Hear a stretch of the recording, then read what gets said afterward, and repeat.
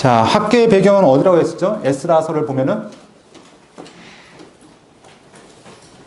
5장과 6장의 이야기로 말씀을 드렸습니다. 자, 그래서 우리가 에스라서 4장과 5장 사이에 16년의 시간이 있고, 또 5장과 6장이 바로 학계서의 배경이라는 거 여러분 기억하셨으면 좋겠고요. 자, 이렇게 해서 이제 학계서를 보도록 하겠습니다. 자, 학계서 이 주제를 함께 적어봤는데요. 핵심 문구입니다. 함께 읽겠습니다. 만군의 여호와 하나님. 자, 왜냐하면 이 만군의 여호와라는 단어가 학계가 2장밖에 안 되는데 13번씩이나 쓰이고 있습니다. 하나님은 어떤 분이시냐? 세상 모든 나라 가운데 유일하신 왕이시다. 홀로 왕 되시는 높으신 분이라는 것을 이 학계서를 통해서 끊임없이 강조가 되어지고 있는 것을 보게 됩니다. 이 만군의 여호와라는 표현이 학계서에서 13번이 쓰여지고 있고요. 스가랴서에서 46번이 쓰여지고 있습니다. 그러니까 당시 고대 시대에 수많은 신들, 수많은 주라 일컫는 자들이 있었는데 진정한 왕, 진정한 주인, 진정한 하나님은 여호와 하나님밖에 없다는 것을 성경은 말씀하고 있습니다. 자, 그러면 학계서를 보게 되는데요. 우리가 보았던 것처럼 페르시아 역사에서는 배경이 다리오 시대입니다. 다리오 1세가 통치하던 때, 다리오 통치 2년 되었을 때 바로 이 학계서의 배경이 되어지고요. 이 학계의 이름의 뜻은 축제라는 이름을 가지고 있습니다. 그래서 축제, 축일이라는 이름을 갖고 있는데 아마도 태어날 때 그 축제가 절기가 껴있었기 때문에 학계 이름이 축제가 되어지지 않았을까라고 이렇게 우리가 짐작해 볼 수 있습니다. 이 학계는 많은 사람들이 이야기할 때 아마 나이가 많지 않았을까라고 추정하고 있습니다. 그러니까 학계, 일반적으로 학계 할아버지 이렇게 얘기합니다. 그래서 우리가 학계가 2장인데 그래서 이가 다 빠지고 2개밖에 안 남았다 이렇게 얘기하기도 하고, 학날개가 몇 개일까요? 네, 학날개가 2개라 뭐 2장이다 이렇게 외우기도 하는데, 자, 엉뚱해야 잘 외워집니다. 예, 나중에 그때 말도 안 되는 얘기가 있었지. 학날개가 2개라고, 학계 할아버지가 이빨이 2개밖에 안 남았다고. 예, 그런 기억하시면 2장이라는 걸 여러분 기억하실 겁니다. 자, 이렇게 학계가 나이가 많았는데 아마도 학계 선지자는 바벨론으로 끌려오기 전에 예루살렘 성전을 보았을 거라고 추정하고 있습니다. 과거 솔로몬이 지었던 그 화려했던 성전을 보았을 거라고 짐작하고 있고, 또한 그것을 본 학계가 하나님의 명령을 받아서 이 성전 건축을 독려했을 것이라고 이렇게 이야기하고 있습니다. 동시대 선지자가 누구였냐면 스가랴 선지자였습니다. 스가랴 선지자와 약 2달 차이로 예언 활동을 시작하는데, 학계가 먼저 하나님 말씀을 선언하고 스가랴는 2달 뒤에 하나님 말씀을 다시 한번 대언하기 시작합니다. 예, 메시지가 같을까요? 다를까요? 항이 다르죠. 사람이 다르니까 메시지가 다릅니다. 예, 주제는 비슷합니다. 뭐냐면 성전을 재건하라. 그런데 이 학계 선지자는 성전을 재건할 때 하나님께서 너희 가운데 어떤 일이 있을 줄 아냐 하면서 그들이 성전을 지어야 되는 이유에 대해서 말씀했다면, 하나님께 이 스가랴서는 성전 지음을 통해서 하나님께서 부어주실 복이 무엇인지, 하나님께서 어떻게 이스라엘 백성들을 위로하실지, 더 나아가서 하나님께서 성전 재건이 무엇을 의미하는 것인지, 메시아의 오심까지 나가는 것들을 우리가 살펴볼 수 있습니다. 그러면 2장이니까 내용이 어려울까요? 쉬울까요? 네, 쉽겠죠. 별로 어렵지 않습니다. 자, 우리 아까 배경은 아까 다 설명했으니까 넘어가겠고요. 기록 연재도 넘어가도록 하겠습니다. 기록 목적 한번 보도록 하겠는데요. 이스라엘 백성들이 포로 귀환해서 왔는데 그들 가운데는 이제 시간이 흐르면서 좌절감이 있습니다. 이건 처음에는 으쌰으쌰 해가지고, 야, 하나님께서 우리를 이 가운데 인도하셨다, 우리가 한번 지어보자 라고 했던 그 마음이 처음부터 반대에 부딪히니까 어떻게 하면은 하나님의 뜻이 아닌가 봐. 하나님께서 만약에 하나님의 뜻이면 우리한테 선한 길을 인도하셨겠지, 왜 우리한테 이렇게 어려움을 주셨겠어. 그냥 우리 성전 짓는 거 포기하자. 포기하는 게 편하지 않겠냐 하면서 그들이 지금 주저하고 있었고, 그 시간이 벌써 얼마 지났냐면 16년의 시간이 지났다는 겁니다. 자, 이럴 때 학계 선지자가 무엇을 얘기하면은, 하나님께서 너희를 왜 보내셨냐? 고레스를 통해서 보내신 이유가 무엇이냐? 성전 지으라고 보낸 거 아니냐? 왜냐하면 성전 단지 건물의 의미가 아니라 이스라엘의 정체성입니다. 이스라엘은 하나님을 중심으로 하는 신앙 공동체가 이스라엘입니다. 그렇기 때문에 이들에게 하나님의 성전은 건물 이상의 의미가 있습니다. 하나님과 함께하고 하나님과 예배하는 공동체가 바로 이스라엘이라는 것입니다. 그럴 때는 너희가 이 성전을 통해서 하나님과 더 친밀한 교제가 있어야 되지 않겠냐, 이런 것들이 이 학계서에서 전하는 메시지라는 것입니다. 그리고 두 번째, 성전만 지어지면 되는 게 아니다. 건물이 중요한 것이 아니라 건물이 지어진과 동시에 너희의 삶이 회복되어야 된다. 이것들을 이 학개서를 통해서 이야기하는 것들을 보게 됩니다. 그러면 우리 함께 살펴보도록 하겠는데요. 이 학개의 메시지 기간은 약 4달 정도밖에 안 됩니다. 길으면 4달, 짧으면 3달 남짓 이렇게 되어지는데 참 짧은 시간 동안 메시지가 선포되어집니다. 그래서 우리 책자에 보면은 이 날짜를 적어놨죠. 281페이지에 보면은 팁에서 학개선자의 말씀 선포일 해서 오늘날의 날짜로 따지면 BC 520년 8월 29일부터 해서 BC 520년 12월 18일까지 그러니까 8, 9, 10, 11, 12 네, 한 4달 정도 달수로 한 5달 정도 이렇게 하나님의 말씀이 선언되었다는 것을 우리가 볼 수 있습니다. 자, 그러면 첫 번째 학개서의 메시지가 어떻게 시작되었냐면 다리오 왕 제2년 6째 달 곧 그달 초하루에 자, 학개서의 메시지는 마치 일기를 적듯이 이렇게 오늘 며칠, 날씨 맑음 이런 식으로 이제 적혀가 나가는 것을 보게 됩니다. 자, 그래서 그 메시지가 학개를 통해서 누구에게 선언되어지냐면 스룹바벨과 여호수아 제사장에게 말씀이 선포되어집니다. 그 말씀이 무엇입니까? 우리 2절 말씀 함께 읽어보겠습니다. 시작.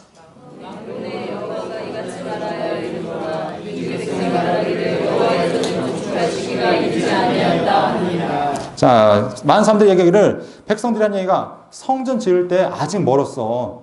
하나님께서 아직 우리의 앞길을 인도하지 않으셔. 그러면서 그들이 주저하고 있다는 것입니다. 우리가 지으려고 해도 우리의 형편도 안 좋은데 어떻게 성전을 지켰냐. 성전인데 성전을 지으려면 화려한 아주 멋있는 돌도 있어야 되고 금도 있어야 되고 나무도 그냥 좋은 백향목 같은 좋은 나무가 있어야 되는데 야, 우리는 상황이 안 돼. 못 지어 하고 있었는데 학개 선지자의 말씀이 무엇이냐면 너희가 왜 여호와 성전을 지을 때가 아니라고 얘기하냐. 그러면서 이렇게 얘기하는 겁니다. 이 성전은 지금 황폐해졌는데 너희끼리 지금 좋은 집에 사는 것이 맞냐 하면서 이야기하는 겁니다. 그래서 너희의 한번 행위를 살펴봐라. 너희가 지금 얼마나 잘 먹고 잘 사냐. 너희가 아무리 씨 뿌렸지만 적게 거두지 않았냐. 이게 왜 그러냐면 하나님 중심으로 살지 못하기 때문이다. 너희의 생활만 지금 너희의 삶만 돌아보니까 하나님께서 함께하지 않기 때문에 너희의 삶 가운데 풍요로움이 없다는 것들을 이야기하고 있습니다. 그러면서 하나님께서 너희의 행위를 살피고 자, 성전을 지어라 라고 말씀하고 있습니다. 그럼 성전을 어떻게 지어야 되는가? 저 레바논에서 백향목을 가져오고 또 좋은 대리석 같은 걸 가져와서 성전을 짓는 것이 아니라 자, 8절 말씀 함께 보겠습니다.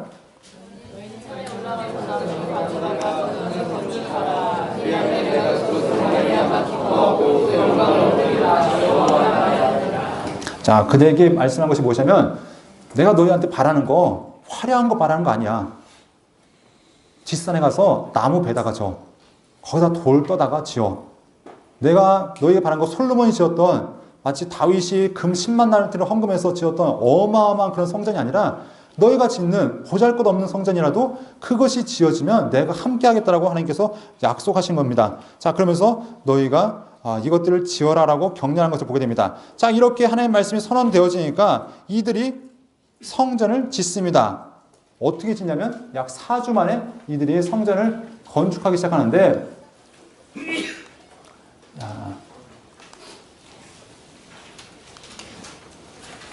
자, 13절, 14절 말씀 함께 보겠습니다.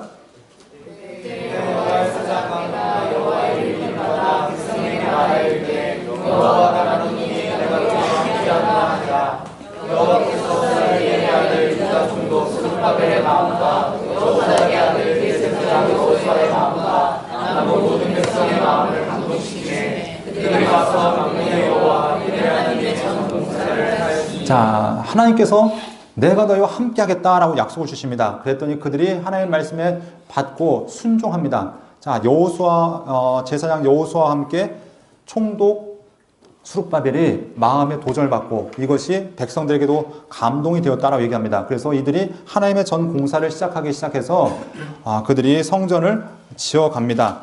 이때 이제 사람들이 우리 에스라에 보면은 반대 세력이 들어온 거죠. 그러면서 총독이 와서 너희 무슨 이유로 어떤 사유로 이 성전을 짓고 있느냐? 누가 너에게 이런 권한을 줬냐? 그랬더니 우리가 우리 고레스 왕으로부터 명령을 받았고 그리고 우리가 이것이 하나님께서 우리에게 부으신 약속이기 때문에 우리가 지어야 됩니다. 그랬더니 이제 조서와 왔다 갔다 하면서 이제 대규모 지원이 시작되는 것입니다. 그러니까 이들이 순종했을 때 하나님께서 그들에게 복을 부으셨다는 것입니다. 다 약속받고 자제 다 온 다음에 그때서 짓는 것이 아니라 하나님 말씀으로 그들이 순종했을 때 마치 이스라엘 백성들이 여리고에 들어가기 위해서 요단강을 건널 때 제사장의 발이 요단강가에 딱 닿으니까 그때 물이 그쳤던 것처럼 물이 다 그친 다음에 그때 요단강에 들어간 것이 아니라 순종했을 때 물이 그친 것처럼 이들도 마찬가지로 하나님의 타이밍이 정확하게 맞아떨어졌던 것을 보게 됩니다. 자, 그래서 하나님의 전 공사가 시작되었다라고 이야기하고 있습니다. 이것이 약 3주에서 4주 만에 시작되어집니다. 자, 그러면 이제 2장으로 넘어갑니다. 2장에 넘어가면은 하나님께서 무엇을 이야기하시냐면 일곱째 달 그달 21일에 하나님의 말씀이 다시 선언되어집니다. 이때가 어떤 날이냐면 초막절 절기 중입니다. 7월 달에 이스라엘의 절기가 있죠. 이스라엘의 절기들 보면은 7월 달에 많은 절기들이 있습니다. 첫 번째가 나팔절이 있고요. 또 그 다음에 대속절이 있죠. 그리고 초막절이 있습니다. 이런 절기들이 있는데 초막절 절기 가운데 학계 선지자에게 하나님 말씀이 선언되어집니다. 이 초막절의 가장 중요한 것이 무엇이냐면 율법이 읽혀지는 절기가 바로 초막절이었습니다. 그래서 우리가 뒤에 느헤미야서에 보면은 이 학계 그죠? 에스라가 백성들을 모아놓고 하나님 말씀을 낭독하는 걸 보게 됩니다. 이 일이 누구의 약속에 근거하냐면 모세가 이런 말씀을 하죠. 너희는 매 7년 면제 내내 초막절에 모여서 하나님의 말씀을 낭독해라 라는 말씀이 선언되었던 걸 보게 됩니다. 자, 이때 이 학계서를 통해서 하나님 말씀이 선언되어지는데 그것이 바로 무엇이냐면 자, 우리 4절 말씀 함께 보도록 하겠습니다. 4절 말씀. 자, 4절 말씀의 배경이 무엇이냐면 사람들이 이렇게 얘기하는 것입니다. 성전이 지어지는데 점점 건축이 되어지는데 보니까 성전이 화려합니까? 보잘것없습니까? 보잘것없죠. 자, 그랬더니 이렇게 얘기하는 겁니다. 4절 말씀 시작. 이르노라 수룹바벨라 스스로 굳세게 할지어다. 요사닥의 아들 대제사장 여호수아야 스스로 굳세게 할지어다. 여호와의 말이니라. 이 땅 모든 백성아 스스로 굳세게 하여 일할지어다. 내가 너희와 함께하노라. 만군의 여호와의 말이니라. 자, 너희가 볼 때는 보잘것없지만 너희가 보면 하나님이 과연 여기에 임하실 것인가 생각되어지지만 걱정 마. 내가 너희랑 함께할 거야. 이 성전에 내가 너희와 동행할 거야 라고 하나님이 약속을 주신 것을 보게 됩니다. 그래서 스스로 굳세어라. 너희 하나님 앞에서 많은 사람들이 이건 하나님의 성전으로서 가치가 없어. 보잘것없어. 많은 사람이 인정하지 않을지라도 내가 인정해 주겠다라고 하나님께서 말씀해 주신다는 것입니다. 자, 그래서 이렇게 성전이 지어지는 것을 보게 됩니다. 자, 그런데 자, 9절 말씀에 보면 또 이런 말씀이 있죠. 이 성전의 나중 영광이 이전 영광보다 크리라. 그러면 이전 영광은 무엇이고 나중 영광은 무엇일까요? 이전 영광은 솔로몬 성전, 그리고 나중 영광은 지금 너희가 짓고 있는 것. 그러니까 솔로몬 성전을 해서 내가 함께 했던 것보다 더욱 내가 너희와 함께 하겠다. 왜냐하면 솔로몬 성전은 엄밀히 따지면 대부분 다윗이 헌금하고 솔로몬이 주도해서 지었던 성전입니다. 많은 일꾼들이 동원되긴 했지만 그때 자발적인 헌신 같은 건 별로 없었죠. 그냥 왕이 시키니까 억지로 해야 됐던 거죠. 그런데 이 성전은 어떻게 하냐면 자기들이 직접 나무를 깎아다가 돌을 떠다가 하나님의 성전을 하나하나 지어가고 있는 것입니다. 그렇기 때문에 하나님께서 이 성전의 나중 영광이 이전 영광보다 크겠다. 만군의 여호와의 말이니라 하면서 내가 이 가운데 평강을 줄 것이라는 하나님의 약속이 선언되어집니다. 그런데 이제 문제가 발생합니다. 하나님께서 다시 한번 학계를 부르시면서 야, 너희 한번 이런 질문을 해봐라 하면서 제사장들에게 질문을 하는데 율법에 가서 한번 물어봐라. 자, 그 질문이 무엇이냐면 어떤 사람이 옷자락에다가 성전에서 쓴 거룩한 재물, 그 거룩한 고기를 옷자락에 싸라. 그러면 이 옷자락이 거룩하냐 부정하냐? 부정합니까? 거룩합니까? 거룩한 고기를 쌌으니까 부정합니까? 거룩합니까? 네, 거룩하죠. 거룩한 재물을 쌌는데 거룩하겠죠. 근데 만약 이 거룩한 옷자락을 만약에 다른 음식물에나 아니면 다른 것에 닿으면은 자, 이 거룩한 옷자락 때문에 부정한 것이 깨끗해지겠습니까? 아니면 그 옷자락이 부정해지겠습니까? 네, 이해가 안 되시죠? 이게 무슨 얘기인가? 저녁 드신 지도 얼마 안 되고 해서 분명히 한국말인 것 같긴 한데 자, 이 얘기가 무엇이냐면 성경은 부정과 정함에 대해서 말씀하시면서 이런 게 하는 거죠. 거룩한 것이 부정한 것에 닿으면 거룩한 것 때문에 부정한 게 깨끗해집니까? 아니면은 거룩한 게 부정해집니까? 예, 제가 이런 얘기입니다. 제가 손을 깨끗하게 닦았습니다. 세균이 한 마리도 없이 깨끗하게 닦았습니다. 그리고 제가 만약에 이것이 더러운 물건이라면은 이걸 딱 잡는 순간 제 손이 깨끗하니까 이 깨끗함이 전염되어서 이 책이 깨끗해지겠습니까? 아니면은 이 책의 더러움이 제 손에 옮겨오겠습니까? 네, 그런 얘기입니다. 이제 이해가 되셨나요? 자, 무슨 얘기냐면은 다른 얘기하면은 거룩은 전염이 된다 안 된다? 거룩은 전염이 되지 않는다. 그 얘기가 뭐냐면 너희가 지금 성전 짓는다고 너희도 거룩해진다고 착각하지 마라. 너희가 하나님의 일을 아무리 할지라도 하나님 앞에서 너희 스스로 정결하게 하지 않으면 너희가 지금 거룩한 일을 한다고 성전 짓는 그 거룩한 일이 너희 스스로를 거룩하게 못한다. 하나님 앞에서 회개하라고 지금 그들에게 말씀하신 것입니다. 외형적인 모습 참 중요해. 성전 짓는 거 참 중요하지만 하나님께서 바라시는 것 먼저 너희의 거룩함. 하나님 앞에서 나아가라. 그런데 예외가 있죠. 부정한 것이 거룩해지는 경우가 있습니다. 부정한 사람이 제단뿔을 잡으면 제단뿔이 부정해지는 것이 아니라 부정한 자가 거룩해지죠. 이 또 다른 예가 신약에 나타나죠. 부정한 자가 죄인이 예수님께 나아가면 그 죄가 예수님을 전염시키는 것이 아니라 예수님의 거룩함이 우리를 완전히 거룩하게 만들어 보신다는 것입니다. 자, 그래서 성경은 성막이 바로 성전이 예수님의 모형이라는 것을 말씀하고 있죠. 자, 그래서 이런 말씀을 하고 있는데 이들에게 무슨 얘기냐면 회개해야 된다는 것을 말씀하고 있는 것입니다. 자, 그래서 성경은 그들에게 하나님의 회복을 말씀하시는데, 자, 18절, 19절 말씀 함께 보겠습니다. 너희는 오늘 이전에 기억하라. 아홉째 달 24일 곧 여호와의 성전지대를 쌓던 날부터 기억하여 보라. 곡식 종자가 아직도 창고에 있느냐? 포도나무, 무화과나무, 석류나무, 감람나무에 열매 맺지 못하였느냐? 그러나 오늘부터는 내가 너희에게 복을 주리라. 자, 지금까지 너희가 아무리 해도